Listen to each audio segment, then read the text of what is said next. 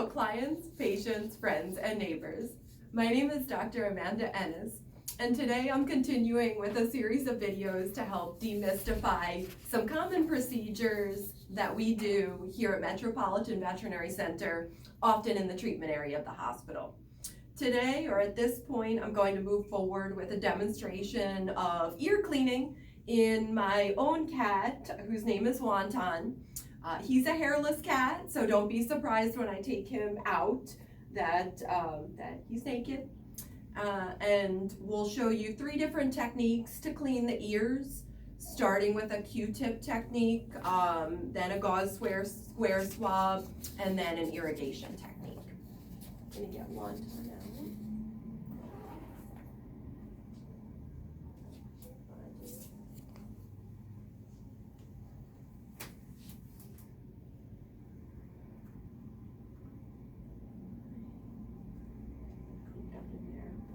I don't think he loves it here, but he has a big bag of treats waiting for him at home, so I'm sure that softens the blow. So the first technique I want to show you uses a Q-tip, just a dry Q-tip or a gauze square to clean the ear. So you take a general Q-tip, it doesn't have to be a long-handled Q-tip, and then you want to turn the ear so that you can see the inner surface of it a little bit better. Take the Q-tip and advance it into the ear canal and gently wipe into the crevices and the hole in the center of the ear. I think it's important to know that there's really no fear or concern you should have about puncturing or hurting your cat's or dog's eardrum. The eardrum is so far down into the ear canal that it would almost be impossible to puncture the eardrum through a routine cleaning.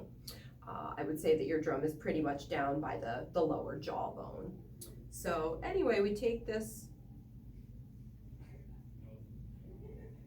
Q-tip, massage it around, got a little bit of material out. I'll repeat this a few times.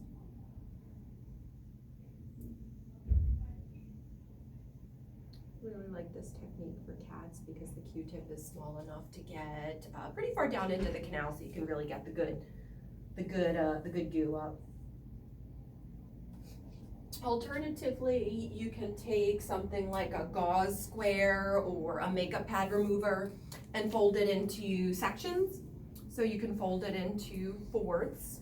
Try to make it a small pad that you can put into the ear canal with 1 or 2 fingers. Sometimes that's more helpful to just swab or clean the outside of the ear. You can try to advance it into the canal, but it's not going to go very far in a cat since their ears are pretty small. I know. So those are 2 basic techniques. You can repeat the same thing in the other ear. I think a better way to do this is potentially to go and purchase some sort of general ear cleaner. You can get it at any pet store. Honestly, I think all of the products are very similar, so there's not really one brand that I particularly think is better. I'd say either get it from us or go to the pet store and get whatever fits your budget. When we use these type of solutions, there's different ways to use them.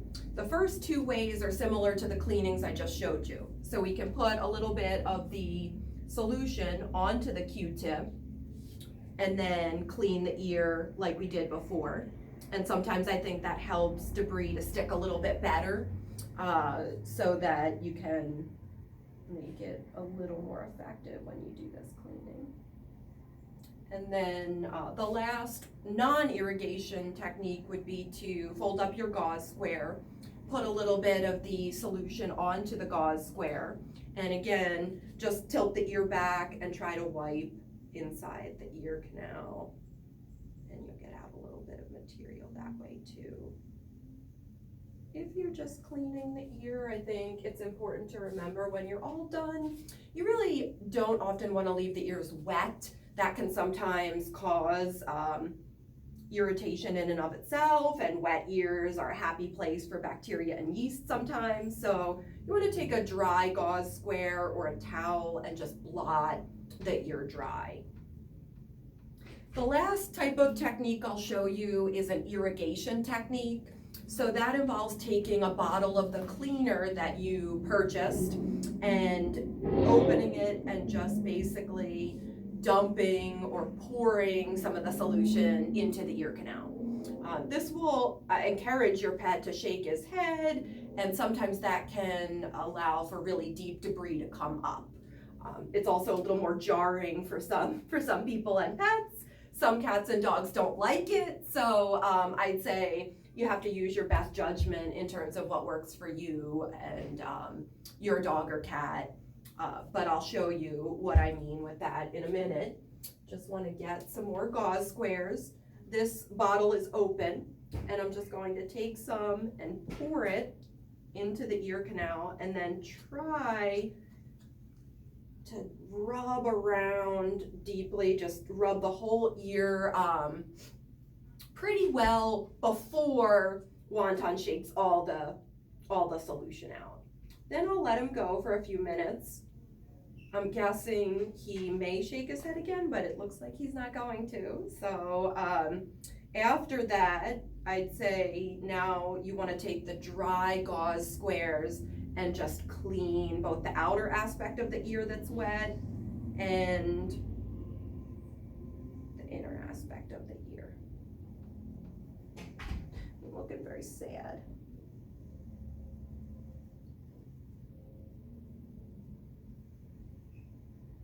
And then repeat the same thing on the other side.